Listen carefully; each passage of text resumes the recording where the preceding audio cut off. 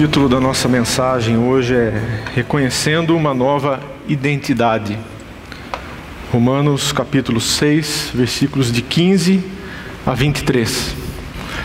Mas antes de iniciarmos, eu quero passar um desenho para as crianças. Preparados?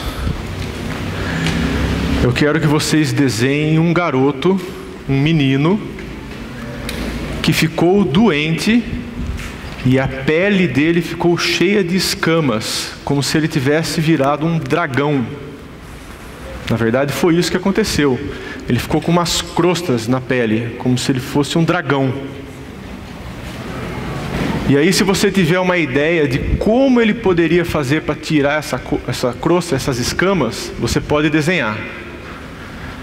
No final eu vou contar a história desse menino para vocês, por que ele ficou assim e como que isso foi resolvido. Ok? Esse menino tem até um nome, ele se chama Eustáquio. Um garoto com escamas, ok?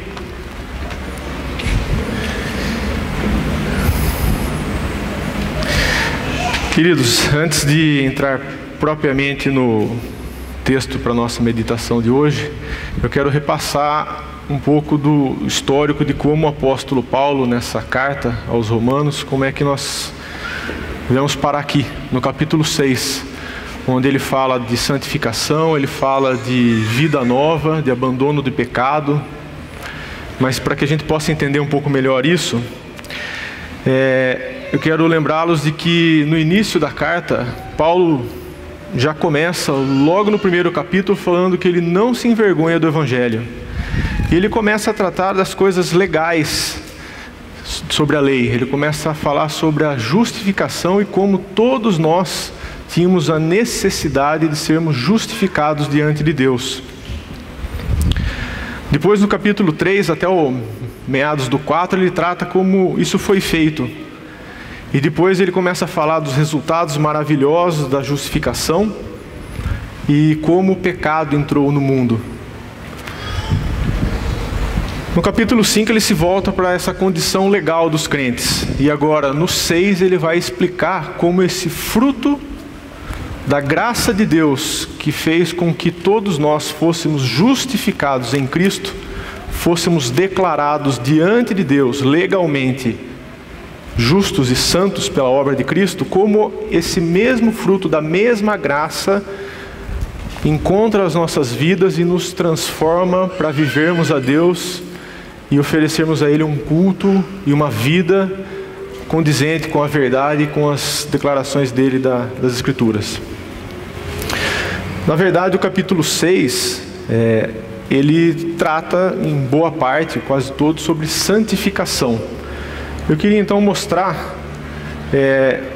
uma definição de santificação.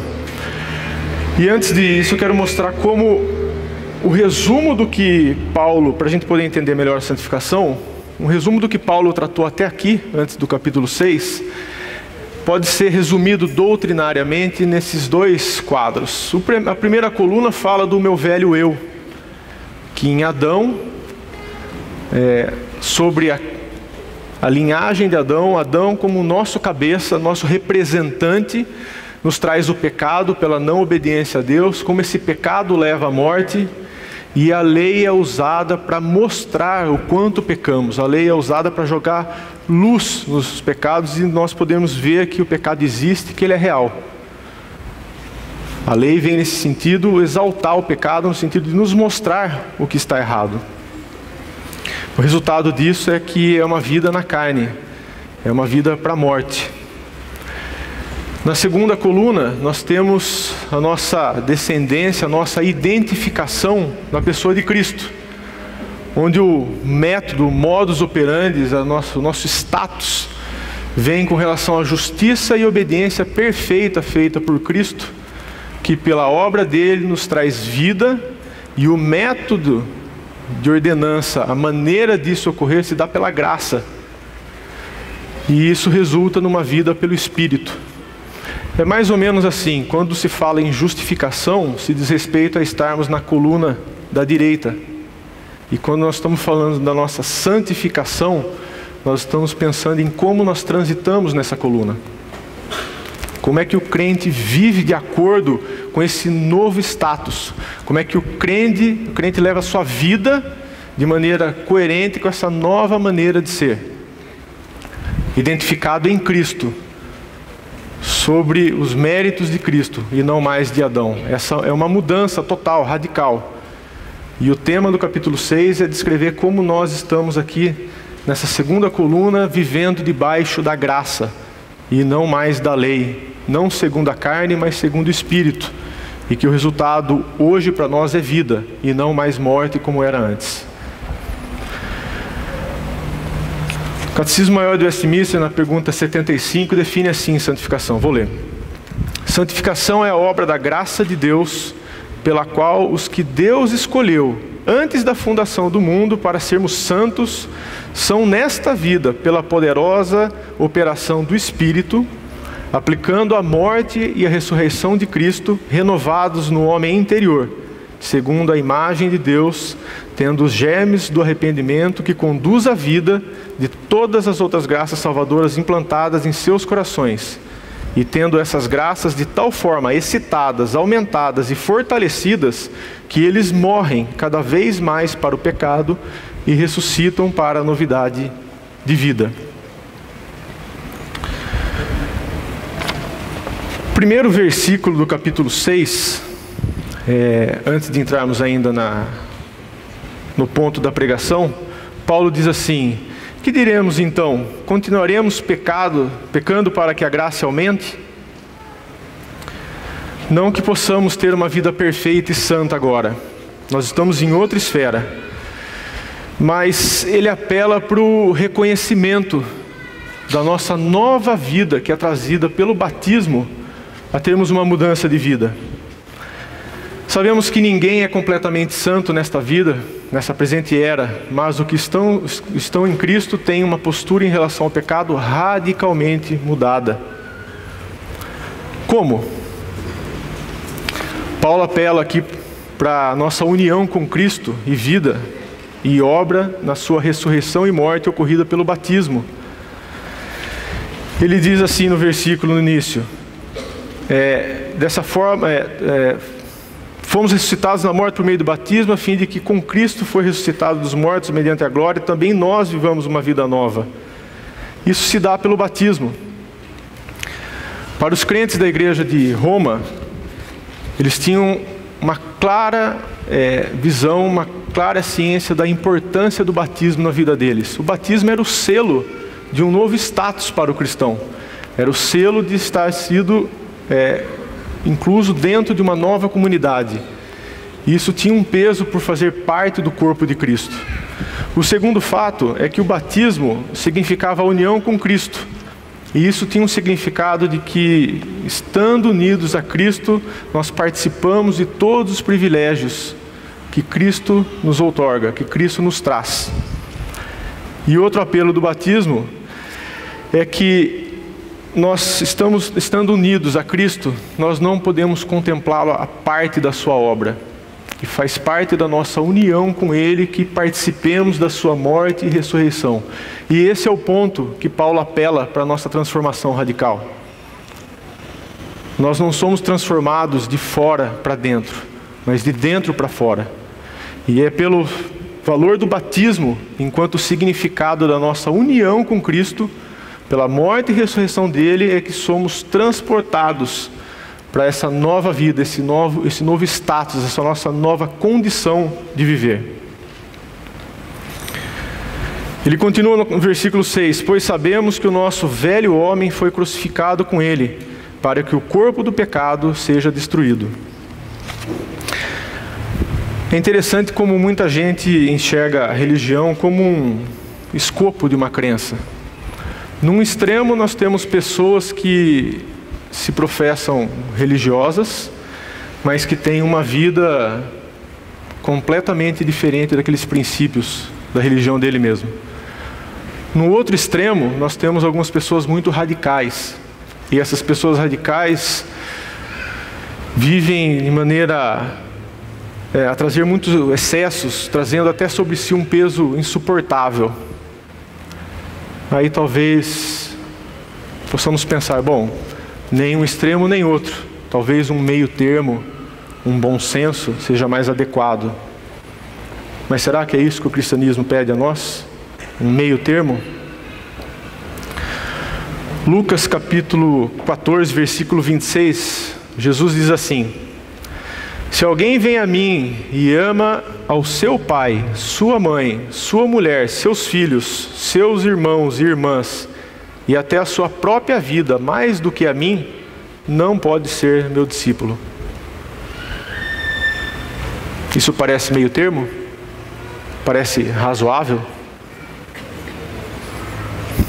Você não vê Jesus dizendo às multidões, vamos ser moderados, vamos ser de centro? Não. Na verdade,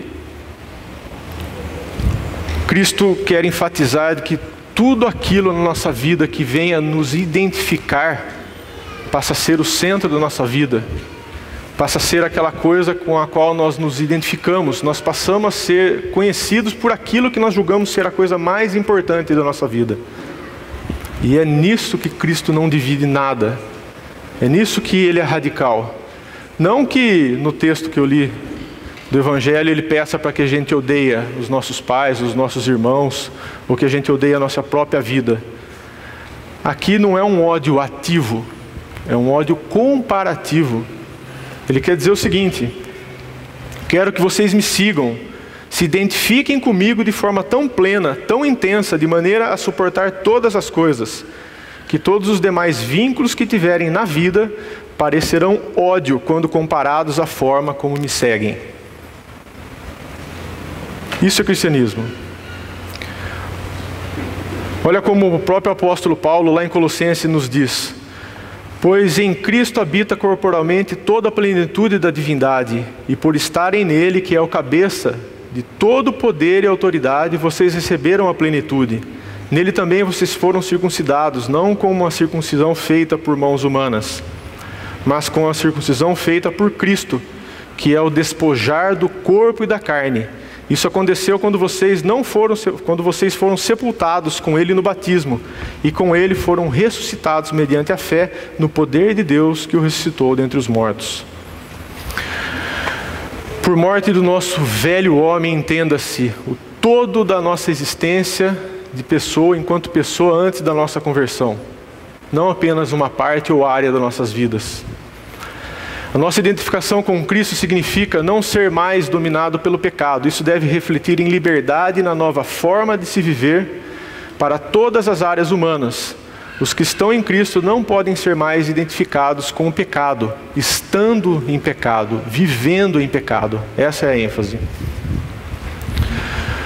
Uma vez unidos a Cristo, morremos com Ele, somos recriados em Cristo.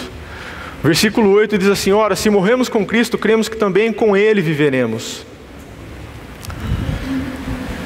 A capacidade para fazer a vontade de Deus foi dada aos que em Cristo se identificam na sua morte e ressurreição.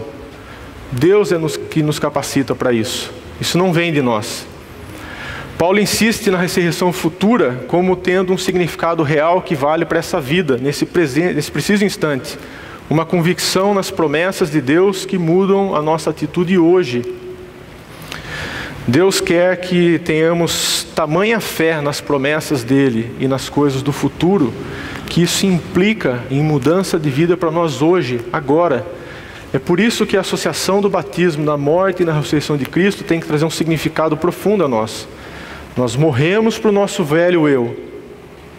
E essa nova vida que há na ressurreição, não só vindoura, mas que se experimenta hoje, seja uma realidade em nossas vidas. Essa é a exortação do apóstolo até aqui. Uma vez unidos a Cristo, mortos nele, ressurretos nele, recriados em Cristo, agora nós estamos vivos para Deus. E no versículo 11 ele diz assim: da mesma forma considerem-se mortos para o pecado, mas vivos para Deus em Cristo. Ou seja, aquilo que Deus fez é a base e o estímulo de que se precisa para servi-lo e para se oferecer a Ele. E somente pelo constante olhar para nós mesmos, como quem morreu para o pecado, seremos capazes de viver no novo estado que Deus nos deu. Esse é o método, é crer nas promessas de Deus e olhar para a nossa vida como morta para o passado, para o nosso velho eu. Nós não estamos em Adão, estamos em Cristo. E vivamos uma vida assim, coerente com essa nova verdade. Deus nos capacita para isso. E agora sim nós vamos entrar no texto propriamente do que eu quero examinar com mais cuidado hoje. Vou ler o texto para vocês a partir do versículo 15. E então, vamos pecar porque não estamos debaixo da lei, mas debaixo da graça? De maneira nenhuma. Não sabem que quando vocês se oferecem a alguém para lhe obedecer como escravos, tornam-se escravos daquele a quem obedecem? Escravos do pecado que leva à morte, ou da obediência que leva à justiça? Mas graças a Deus, porque embora vocês tenham sido escravos do pecado, passaram a obedecer de coração a forma de ensino que lhes foi transmitida. Vocês foram libertados do pecado e tornaram-se escravos da justiça. Falo isso em termos humanos, por causa das suas limitações humanas. Assim como vocês ofereceram os membros do seu corpo em escravidão à impureza e à maldade que leva à maldade, ofereçam-nos agora em escravidão à justiça que leva à santidade. Quando vocês eram escravos do pecado, estavam livres da justiça. Que fruto colheram, então, das coisas das quais agora se envergonham? O fim delas é a morte. Mas agora que vocês foram libertados do pecado e se tornaram escravos de Deus, o fruto que colhem leva à santidade, e o seu fim é a vida eterna. Pois o salário do pecado é a morte, mas o dom gratuito de Deus é a vida eterna em Cristo Jesus. Paulo inicia esse trecho fazendo uma pergunta bem retórica. Ele diz assim: e então? Vamos pecar porque estamos debaixo da lei, mas não debaixo da graça? De maneira nenhuma. No versículo anterior, no 14, Paulo assegura que pecado não nos dominará, porque não estamos debaixo da lei, mas debaixo da graça. Imagine que para um bom judeu, sobretudo para um fariseu, isso poderia ter até uma conotação depreciativa, ruim da lei. Ele poderia pensar que, uma vez a lei sendo colocada de lado, a única barreira que nos seguraria para não pecar seriam as ordenanças de Deus. Isso seria horrível. Há um grande engano aqui. No entanto, Paulo, nessa carta, ele não está pregando aos judeus, ele está falando aos gentios. E o caso aqui é uma distorção da doutrina da graça. Quando o coração humano, corrupto e enganoso, olha para esse texto e diz que não estamos debaixo da lei, mas debaixo da graça, o erro está em pensarmos que, bom, eu não estou debaixo da lei. Graça significa liberdade. A lei não salva, portanto, ela é posta de lado. E quando ela é colocada de lado, tudo que ela representa em relação ao caráter e à santidade que Deus quer para nossas vidas, é também colocado de lado. Essa é a falácia desse raciocínio. Estarmos debaixo da lei não significa inutilizar a lei. Nós não podemos entender a lei como um meio de salvação, porque senão poderíamos ter cumprida e aí não precisaríamos da graça. Esse não é o ponto. Então o erro está, e isso para os gentios, a lei não serve para nos salvar, vamos colocá-la de lado.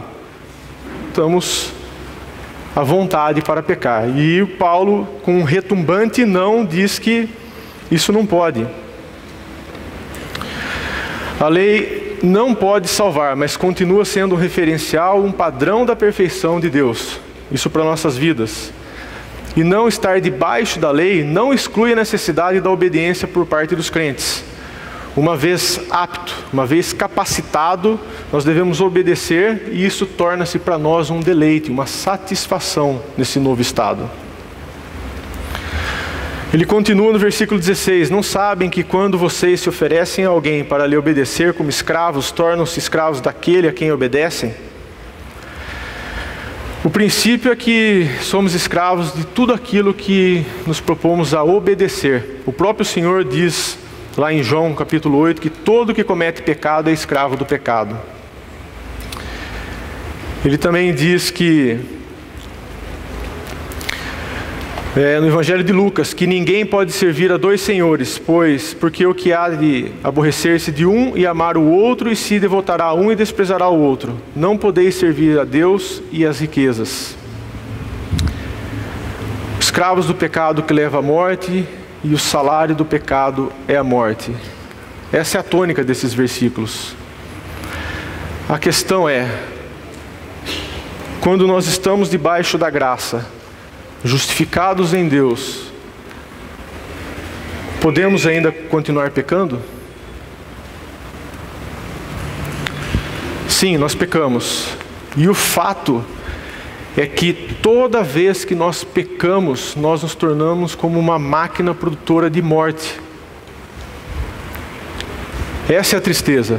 Nós temos que pensar que quando Deus nos dá as suas verdades, a sua lei, os seus princípios, tudo que nós fazemos pessoalmente acaba acarretando alguma consequência na nossa vida e na vida das pessoas. O pecado e as verdades de Deus não fazem parte de um sonho divino, como os hindus pensam na religião deles. Nós vivemos um cristianismo que tem verdades para a nossa vida em todas as áreas aqui e agora. E tudo que nós fazemos que é contrário à lei, que é diferente da obediência, gera morte. E Deus aqui nesse texto, Ele nos exorta a vivermos de maneira digna da nossa nova vocação. Não que não venhamos a pecar, Ele não diz isso, mas que não vivamos em pecado. Nós não podemos ser identificados como pecado, como sendo algo que nos caracteriza. Esse é o ponto, essa é a mudança radical daqueles que são justificados e vivem em Cristo hoje. O texto ele afirma que sempre servimos alguém. Ninguém é livre no sentido de ser absolutamente independente. Cada um tem o seu Senhor. E esse Senhor ou é o pecado ou é Deus.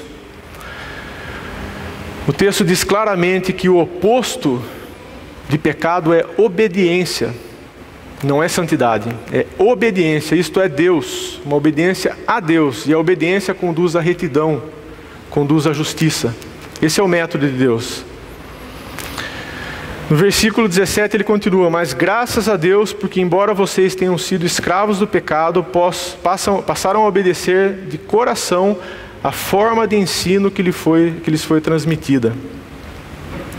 Primeiro que ele começa o versículo dizendo assim: mas graças a Deus. Ele louva a Deus pela vida desses crentes de Roma.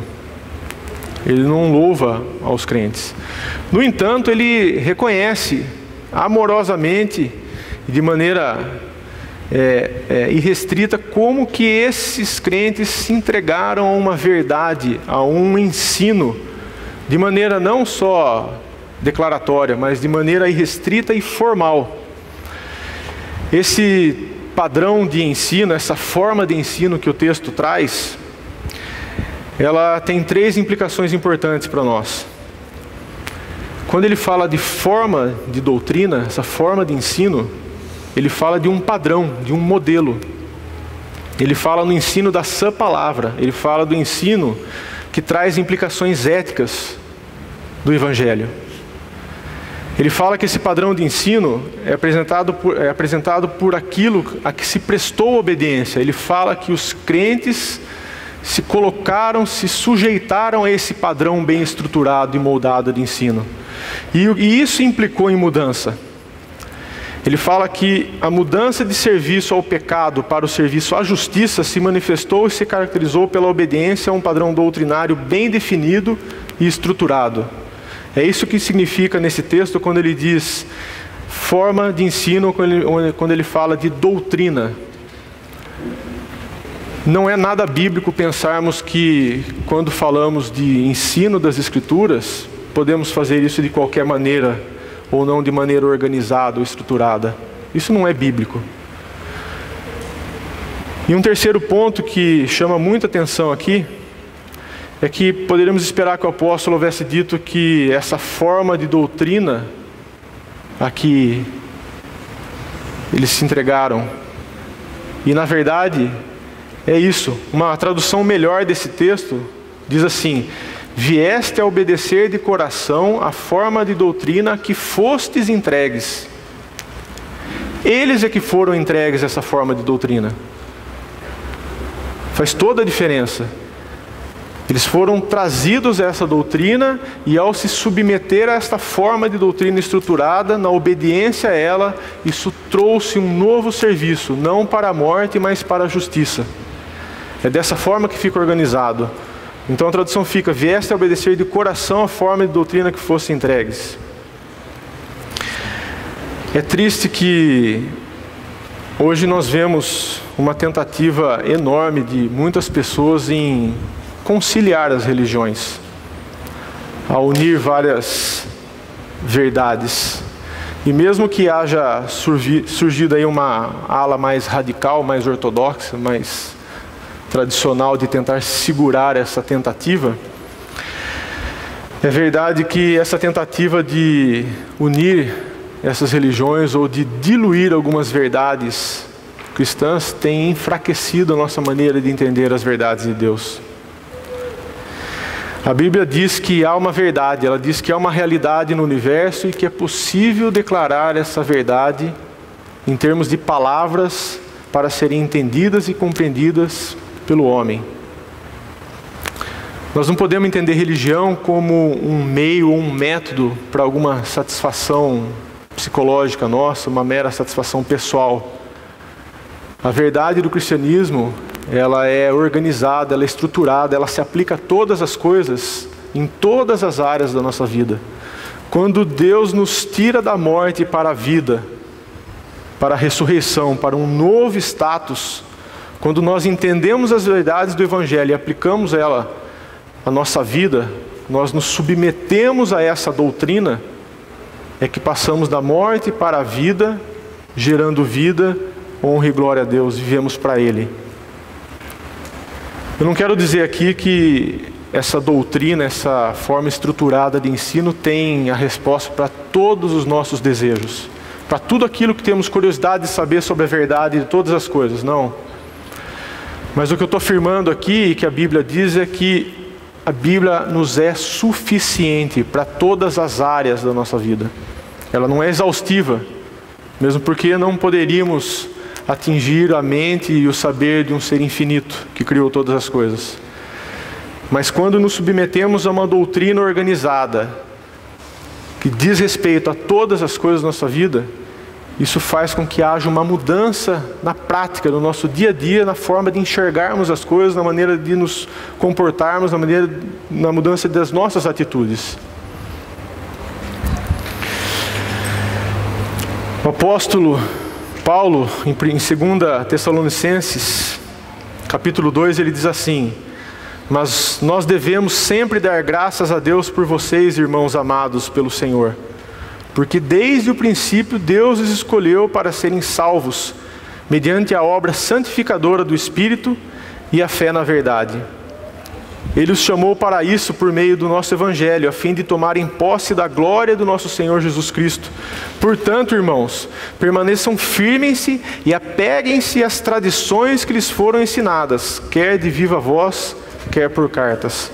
Que o próprio Senhor Jesus Cristo e Deus nosso Pai, que nos amou e nos deu eterna consolação e boa esperança pela graça, deem ânimo ao coração de vocês e os fortaleçam para trazerem sempre o bem, tanto em atos como em palavras.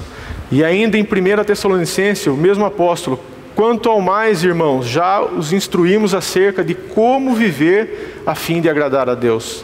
E de fato assim vocês estão procedendo. Agora lhe pedimos e exortamos o Senhor Jesus que cresçam nisso cada vez mais, pois vocês conhecem os mandamentos que lhe demos pela autoridade do Senhor Jesus.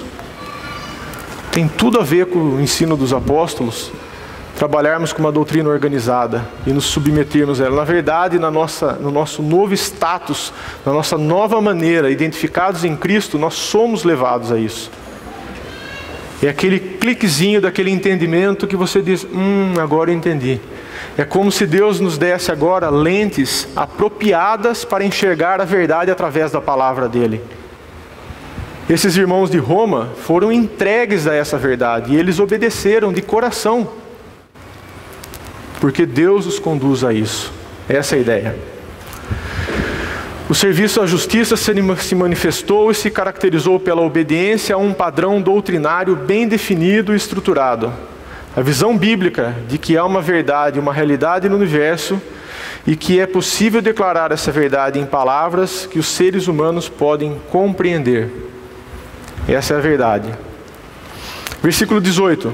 Vocês foram libertados do pecado e tornaram-se escravos da justiça. Paulo diz agora, vocês foram declarados assim, vocês estão em outro status, vocês estão rodando de uma outra maneira, vocês estão debaixo agora de Cristo, identificados com Ele. Vivam de acordo com isso. Lá no versículo 11 do mesmo capítulo aí de Romanos, Paulo diz, mortos para os pecados, mas vivos para Deus em Cristo Jesus. Deus declarou justo todos os que estão debaixo de Cristo Jesus. O apelo então é para que vivamos de acordo com isso. Mas, sabe o que eu acho que é difícil para um cristão aprender? É aprender que o nosso chamado enquanto cristão não é, numa primeira instância, descobrir qual é a nossa vocação especial, com base em algum talento natural, alguma habilidade que tenhamos, mesmo que seja um dom dado por Deus. Nós não nos encaixamos num lugar, na igreja, ou no ministério cristão, ou nessa nova situação em que nos encontramos em Cristo, por um dom que Deus nos dá, por uma capacidade natural que nós temos. Ser criatura de Deus por opção significa não apenas rejeitar o nosso lado ruim, mas também deixar de confiar no nosso lado bom. Isso é que significa estarmos mortos para todas as coisas e vivos para Deus. Talvez tentar minimizar o nosso lado ruim seja mais fácil, mas morrer para o nosso eu e viver para Deus significa morrermos para todas as coisas. É muito comum quando alguém tem um dom especial, uma capacidade especial, e ele achar que esse é o chamado de Deus para a vida dele, e ele deve usar isso no ministério. Eu fico imaginando, por exemplo, uma cantora muito bem dotada dessa capacidade e que ela se propõe a servir o Senhor com aquilo, mas de maneira que ela sirva ao Senhor como uma serva, que ela sirva ao Senhor como alguém que se submete a Ele e vive para Deus, e não para o seu eu, nem para grandes projetos.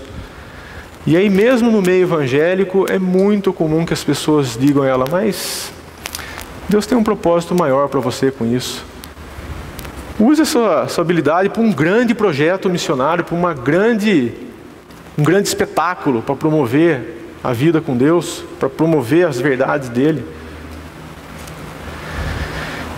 Queridos, nós não podemos servir nem mesmo aqui na igreja, em nenhum ministério cristão. Nada disso será aceito a Deus se antes nós não morrermos para todo o nosso ser, inclusive para as coisas boas. Ser criatura de Deus significa não apenas rejeitar o nosso lado ruim, mas também deixar de confiar no nosso lado bom, passando a não desejar mais do que estar vivos para Deus, nada mais do que ser servos dele. O apóstolo, em Colossenses capítulo 3, ele diz, portanto, já que vocês ressuscitaram com Cristo, procurem as coisas que são do alto, onde Cristo está sentado à direita de Deus. Mantenham os pensamentos nas coisas do alto e não nas coisas terrenas, pois vocês morreram e agora a sua vida está escondida com Cristo em Deus. Quando Cristo, que é a sua vida, for manifestado, então vocês serão manifestados em glória, com Ele em glória. É morrer para a vida e não morrer para morrer. Ele continua no versículo 19, falo isso em termos humanos, por causa das suas limitações humanas. Assim como vocês ofereceram os membros do seu corpo em escravidão à impureza e à maldade que leva à maldade, ofereçam-nos agora em escravidão à justiça que leva à santidade. A nova vida obtida em Cristo é mais sublime e a única liberdade real. Muito embora Paulo, por causa da nossa fraqueza, apele para a força da escravidão nas relações humanas. O tempo todo Paulo está fazendo esse paralelo com o que nós entendemos por escravidão. Isso não se aplica a essa escravidão que temos em Cristo. Ela é a mais sublime liberdade que podemos ter.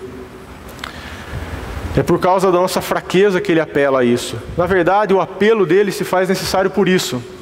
Porque a força da analogia com a escravidão humana está em ter uma adesão não menos total a esta nova vida.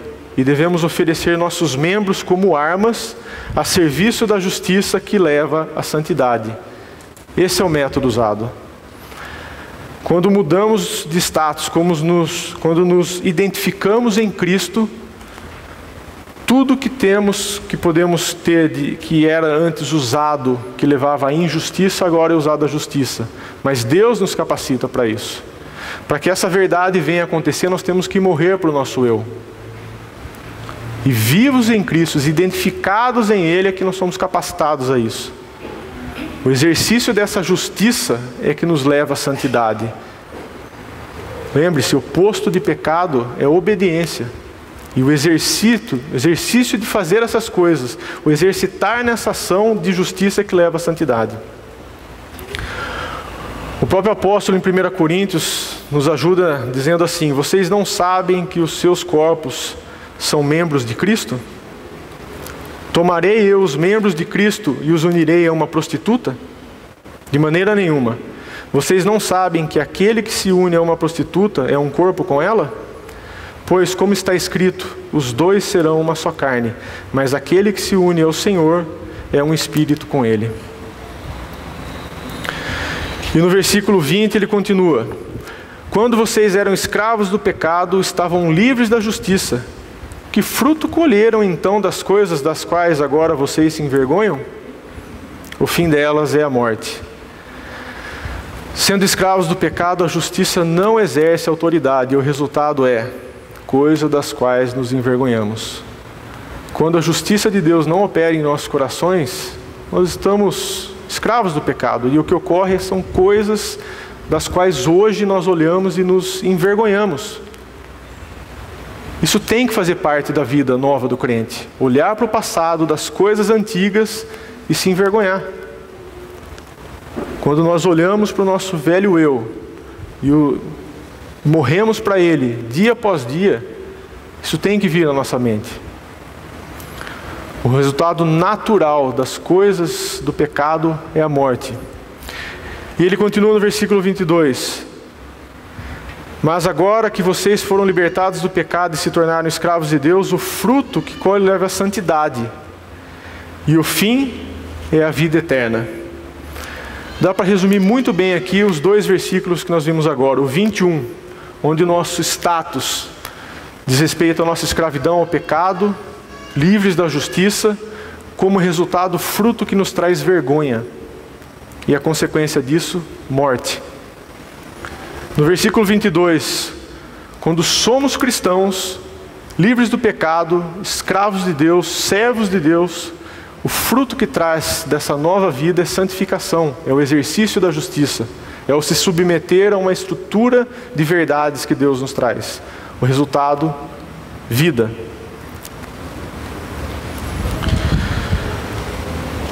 O apóstolo em Gálatas capítulo 5, ele nos ajuda dizendo assim: ora, as obras da carne são manifestas: imoralidade sexual, impureza, libertinagem, idolatria e feitiçaria, ódio, discórdia, ciúmes, ira, egoísmo, dissensões, facções, inveja, embriaguez, orgias e coisas semelhantes. Eu os advirto, como antes já os adverti, aqueles que praticam essas coisas não herdarão o reino de Deus. Mas o fruto do Espírito é amor, alegria, paz, paciência, amabilidade, bondade, fidelidade, mansidão e domínio próprio. Contra essas coisas não há lei. Os que pertencem a Cristo Jesus crucificaram a carne com as suas paixões e os seus desejos. Se vivemos pelo Espírito, andemos também pelo Espírito. Não sejamos presunçosos, provocando uns aos outros e tendo inveja uns dos outros. E estou caminhando para o final.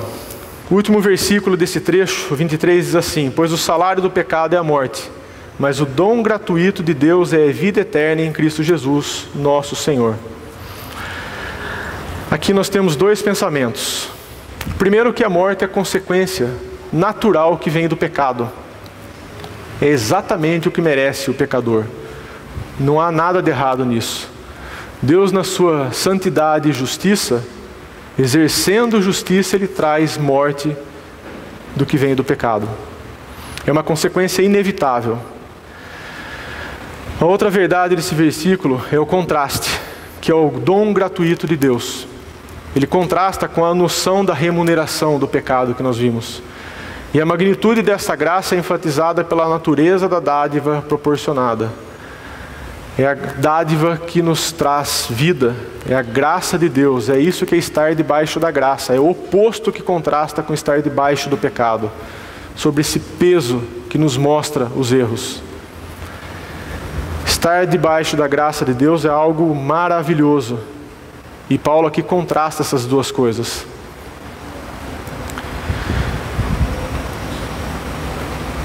Vendo esse versículo, quão totalmente estranho é trazer a essas verdades qualquer conceito de mérito próprio nosso, qualquer conceito de mérito da nossa parte, em qualquer forma, em qualquer grau. A salvação e o nosso conduzir de vida é inteiramente obra de Deus. E por mais que transpareça gratuidade, nenhuma das bênçãos concedidas pelo Pai está desvinculada de Cristo. Tampouco ela pode ser desfrutada sem união com Ele. É por isso a ênfase em nossa união com Cristo, nossa identificação com Ele. É de graça, é obra de Deus, é de graça porque alguém pagou para nós, é de graça para nós, mas Cristo pagou. E essas bênçãos elas são concedidas, mas sempre vinculadas ao Filho dele. É por isso que nós devemos nos identificar com Ele. É por isso que não é radical o texto que nós lemos, quando Jesus pede que odiemos a todas as coisas, em contraposição a segui-lo, a buscá-lo acima de todas as coisas. Ele é o nosso único Senhor. Essa é a força, essa é a parte radical. Eu quero contar duas coisas antes de terminar. E aí eu vou explicar a história do garoto Eustáquio. É a primeira vez que eu prego. E o Senhor trouxe a mim muito temor e tremor. Demais. Eu já havia estudado bastante nos últimos dias. E já havia lido pelo menos uns 7 comentaristas de peso. Já tinha escrito umas 30 páginas sobre esse sermão. E eu venho alguns dias muito angustiado. Ontem eu fiquei com uma angústia a ponto de querer morrer. Desesperado. E aí você pode pensar, bom, é zelo da sua parte. Fruto do Espírito traz paz, tranquilidade. O problema é temor de homens. Eu que ia pregar sobre morrer para o nosso eu, tive que aprender ontem a morrer para mim mesmo. Eu preferia ficar doente a vir aqui de tanto medo que eu estava. E a nossa vida como crente é isso. É morrer dia a dia para nós mesmos, para podermos viver para Deus. Até aqui no clímax do meu desespero, eu orei a Deus e falei, Senhor, me faça como servo do Senhor, eu só quero entregar a sua mensagem de maneira honesta, de maneira adequada. Me faça teu servo para isso. E quando eu entendi que eu tinha que morrer para mim, para poder servi-lo, que é a tônica do texto, foi que eu consegui começar a organizar o sermão e falar, bom, agora está mais ou menos no corpo como eu preciso entregar e compartilhar isso com meus irmãos. Não que todo pregador tenha que viver aquilo que ele prega. Quem prega é um arauto de Deus e ele deve e tem a obrigação de estar aqui expondo a verdade de Deus. Mas ontem eu tive que morrer para mim mesmo para conseguir fazer isso. Eu espero que Deus faça isso com todos nós sempre, que possamos morrer dia a dia para sermos vivos para Deus. E eu vou terminar explicando a história do Eustáquio. Crianças, Eustáquio era um garoto mau que não se dava bem com seus colegas. Os meninos não gostavam dele e ele não gostava dos meninos, eles não se davam bem. E aconteceu que num passe de mágica, Eustáquio se viu dentro de um navio no mar. E de repente esse navio ancorou numa ilha. Eustáquio desceu e começou a andar pela ilha e chegou numa caverna. Nessa caverna ele achou uma montanha de ouro, diamantes e rubis. Ele falou, opa, tô rico. Vou dar o troco nesse pessoal que não gosta de mim. Esse pessoal com quem eu não me dou bem. E depois de ficar lá um tempo, ele acabou adormecendo. E ele dormiu em cima da pilha do tesouro. Do ouro, dos rubis. E por conta desses pensamentos maus que ele tinha na cabeça antes de dormir, ele foi transformado. Por que ele foi transformado? Porque debaixo dessa pilha de ouro, na verdade, havia um dragão enorme. E quando ele dormiu, pensando nessas coisas ruins, ele se transformou igual a esse dragão que estava debaixo da pilha do tesouro. E aí ele acordou e viu que tinha se transformado num dragão, aquela pele horrível, cheia de escamas, aquelas crostas. Ele ficou desesperado, desesperado. E ele saiu da caverna e ele encontra com um leão, com Aslan. Quem é Aslan, vocês sabem? O leão de Judá, para Judá. E aí Aslan levou Eustáquio para uma piscina muito clara, de águas límpidas, um lugar muito bonito. E disse para Eustáquio, usa. E aí Eustáquio entendeu que se ele entrasse lá, ele ia conseguir tirar aquela pele e se transformar. E Eustáquio usou e entrou e começou a usar suas garras para arrancar aquela pele. E ele mordia e arrancava, e mordia e arrancava. Depois que estava fundo o suficiente, ele viu que tinha uma outra pele igualzinha à do dragão, debaixo daquela que ele arrancou. E ele foi, arranhou de novo e arrancou. E pela terceira vez ele viu que não adiantava. Toda vez que ele arrancava, ele via que debaixo daquilo tinha uma outra pele de dragão. Aslan chegou para ele e disse assim, você vai ter que me deixar ir um pouco mais fundo. Eu vou ter que ser mais profundo com você. E aí o leão, usando as suas garras, foi tão profundo que ele cortou aquela pele e o Eustáquio sentiu uma dor tão grande, mas tão grande como ele nunca tinha sentido na vida dele. A ponto de achar que as garras do leão, de Aslan, haviam penetrado o coração dele.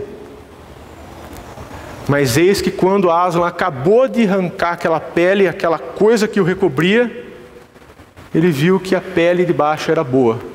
E não contente, Aslan pega Eustáquio e joga na piscina. E aquilo ardeu demais, demais, demais. Mas passou. Ardeu e passou. E aí quando Eustáquio percebeu, ele tinha se transformado de novo no menino que ele era antes. O que isso nos ensina? Que às vezes nós vamos lidar com o nosso pecado, nesse exercício de morrer para nós mesmos, e nós não lidamos com ele de maneira adequada. Nós não vamos fundo o suficiente. É por isso que passamos por muitas coisas, e essas coisas é para a nossa edificação, porque ela é conduzida por Deus. Na verdade, muitas vezes, quando nos sentimos desesperados, procuramos a igreja, procuramos conhecer as coisas do Evangelho, muitas vezes nós estamos querendo uma mãozinha, que alguém nos dê um empurrãozinho para que logo em seguida a gente possa voltar a tentar se curar, se sarar, para tentar se salvar por nós mesmos. E não é isso que o nosso Senhor quer para nós. Ele quer que a gente vá mais fundo com relação aos nossos pecados. Ele quer que a gente entenda que a coisa que nós mais desejamos no nosso coração, aquilo que nós mais procuramos, aquilo que mais nos identifica, é com a pessoa de Jesus Cristo. E Ele pode usar as garras dele para nos mostrar isso. Que o Senhor nos capacite a morrer cada vez mais para Ele, para que possamos viver para Deus, que é o fim para o qual fomos criados. Amém?